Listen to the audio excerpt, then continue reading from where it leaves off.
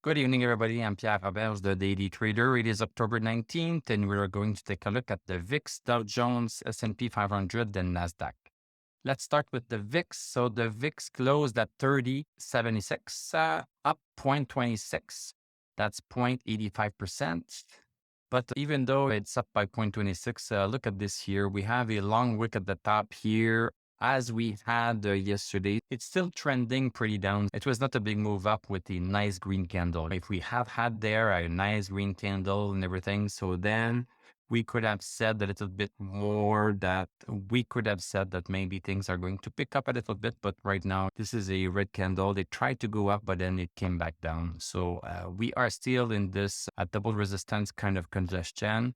We lost yesterday's stochastic over 60. It's still a good news in itself.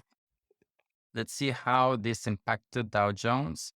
So Dow Jones had a nice move these past couple of days, 3-4 days, and now it's pausing a little bit.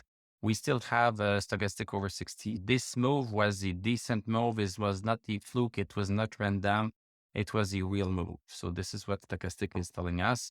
We had a bunch of our indicators turning green. So right now, it could seem like we are going to do a little bit of a low, and maybe we are going to be able to draw the new upward pattern very soon as we have that low a little bit more clear.